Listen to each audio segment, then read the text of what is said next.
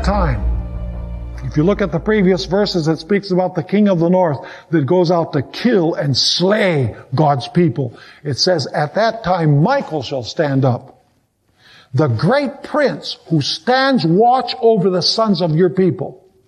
And there shall be a time of trouble. Let me ask you, was the time that Daniel spent in the lion's den a time of trouble?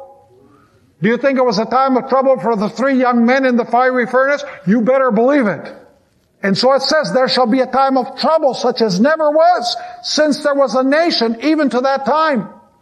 And at that time, listen to this, your people shall be what? Delivered. There's the key word in Daniel 3 and Daniel 6. Your people shall be delivered.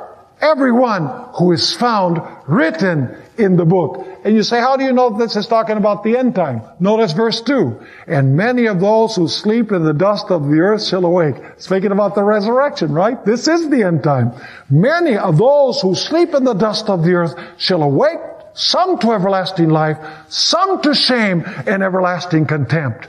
Those who are wise shall shine like the brightness of the firmament, and those who turn many to righteousness like stars forever and ever.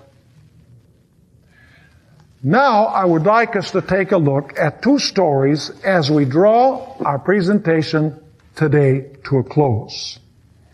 Do you remember the story that we find in the book of Esther?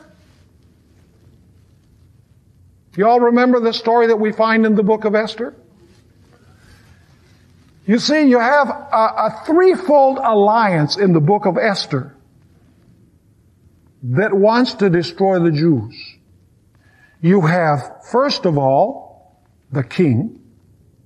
Secondly, you have a vile woman who is the wife of Haman. And in the third place, of course, you have Haman. And then you have Mordecai, who represents God's faithful people. Now, how does this story develop? Go with me to Esther chapter 3 and verse 8. Esther chapter 3 and verse 8. It says, Then Haman said to King Ahasuerus, There is a certain people scattered and dispersed among the people in all the provinces of your kingdom. Their laws, notice this, their laws are different from all other people's, and they do not keep the king's laws. Therefore, it is not fitting for the king to let them remain. So how does the plot develop? Haman, because Mordecai does not bow before him as the king has commanded. See, there you have a religious decree. The king has commanded that everybody needs to kneel and bow before Haman. Mordecai says, I can't do that. I'm a Hebrew. Thou shalt not have any other gods before me.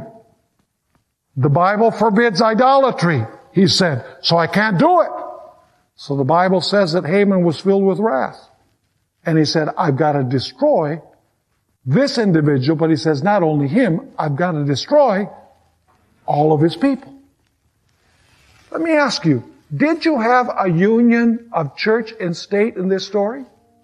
You most certainly did. The king was Ahasuerus.